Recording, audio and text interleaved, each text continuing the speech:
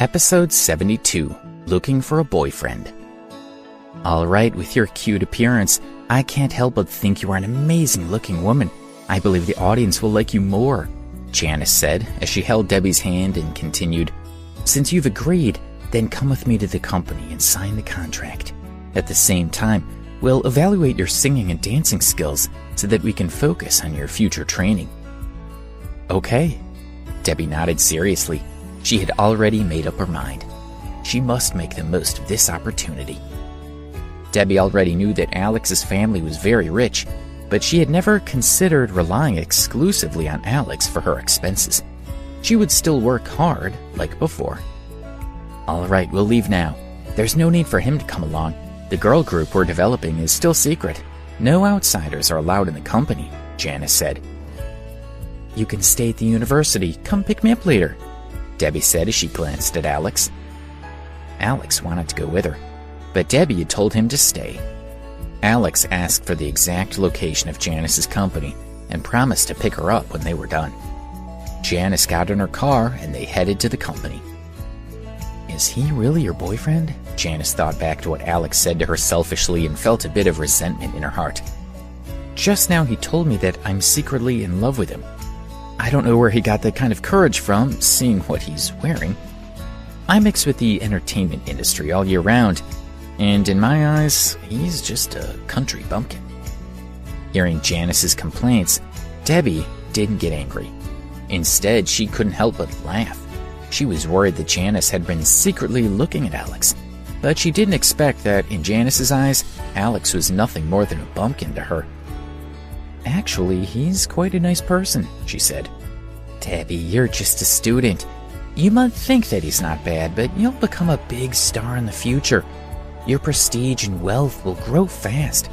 He eventually won't be worthy of you, Janice said seriously, analyzing the situation. We'll talk about it in the future, Debbie countered, smiling faintly.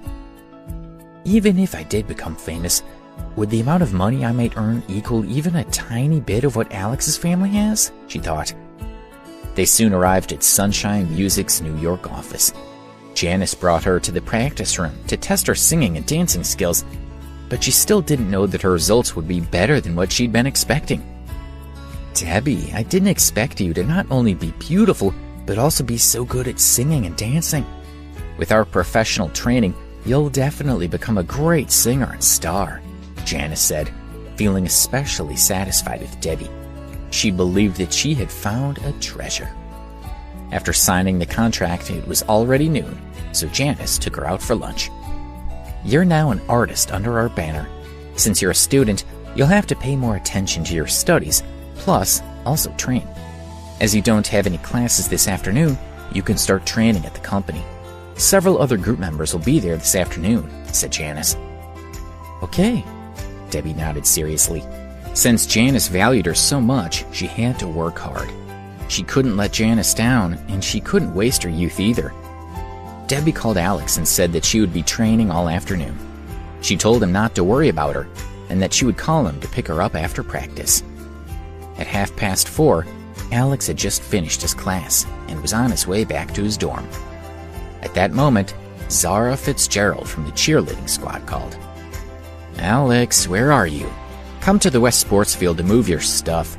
You don't know about the basketball game? Zara said angrily over the phone. He was used to her attitude. During the basketball game, the cheerleading squad would cheer. As he was the only boy in the squad, there was no one else to carry his stuff. When he arrived at the West Sports Field, the girls from the squad were all wearing Navy-style clothing and looked particularly pleasing to the eyes, especially Zara. Her tall figure, slender waist, toned thighs, and pretty face made her look beautiful. 7 or 8 attractive girls were standing in front of the equipment room's door, waiting for Alex to move his things. Oh, Alex, where have you been this month? Seeing that Alex had arrived, Zara smiled at him smugly. It was strange that she hadn't seen him for so long.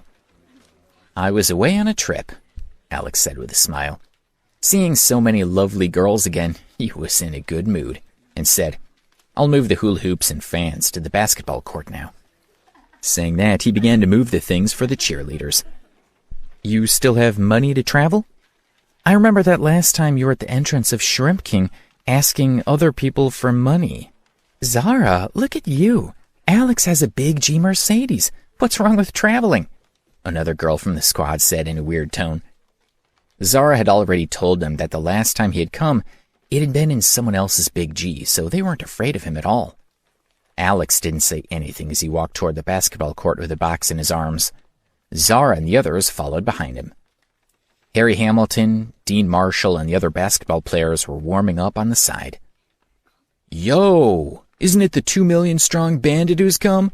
I didn't see you for a month. And here I thought you were running away from your guilt. Dean patted his basketball and walked toward Alex with a smile. What great thief. The principal has already clarified everything. You don't have to be so insulting, Harry said. He then looked toward Alex with an evil smile and said, You should call him the owner of the fancy car. Yeah, one player said. That's right, call me the owner of the fancy car, said Alex.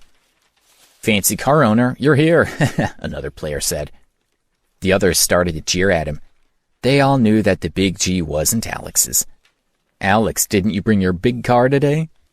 Harry walked to Alex's side and asked with an evil smile. I left it at the shop, Alex replied as he put the box in the ground. He didn't want to pay any attention to Harry and the others. Oh, look at Alex's mental fortitude. He's still calling that big G his? Alex said with an expression of admiration as he looked at the others. Are you guys as thick-skinned as Alex's family? No, laughed the others. No wonder Alex could drive a big G, and we can only drive an Audi A4. This is the gap, you know. If you want to own a big G, then you better be more thick-skinned than Alex. Harry couldn't help but laugh out loud. Dean stopped a passing student and pointed at Alex as he said, Hey bro, let me tell you something. This is the logistics nanny for the cheerleading squad. He drives a big G. Who? He has a big G? If he drives a big G, then I drive a helicopter, damn it, said the student in disbelief as he glanced at Alex in disdain. The basketball players and cheerleaders laughed. Alex gave them a nonchalant look and sat down at the edge of the basketball court. The game soon began. The Preston University basketball team, represented by Harry's group, played against a team from another university. Amid the cheers from the cheerleaders who were enthusiastically dancing, Harry and the other basketball players became braver as they played. In the end, they defeated their opponents by a landslide. After the game, it was already past 6 o'clock. A silver Volkswagen slowly stopped outside the West Sports Field. Cousin? Zara whispered. She couldn't understand why her cousin had come at this time.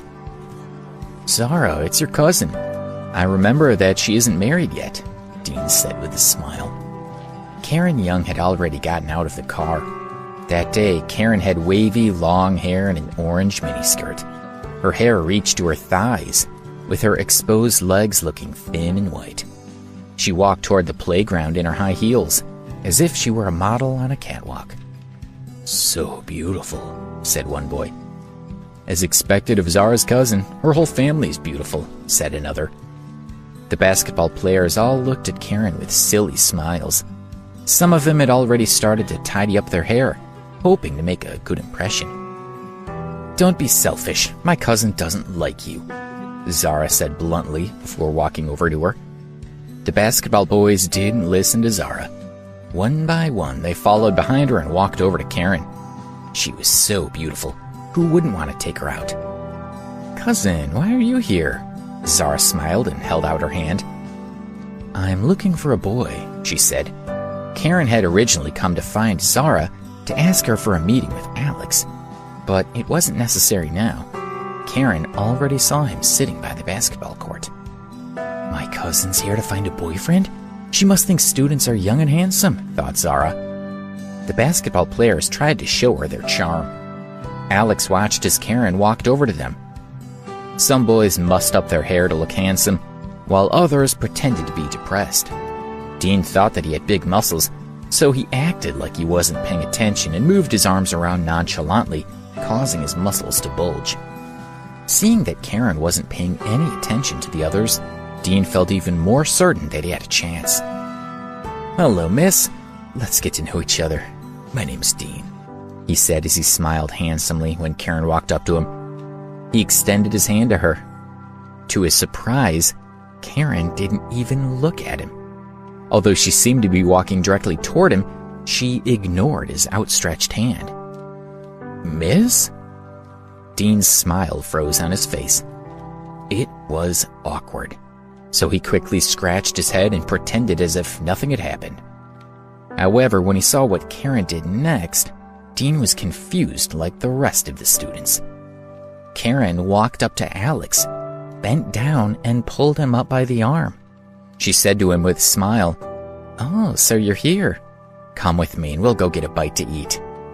Karen, dressed in her hot clothes, stood beside Alex. Her hands were holding his arm as she smiled at him. The distance between their faces was not more than a few inches. Alex could feel her breath. All the other boys were dumbfounded. Their hearts were filled with jealousy, feeling like the world had turned upside down. Just what was going on, they thought.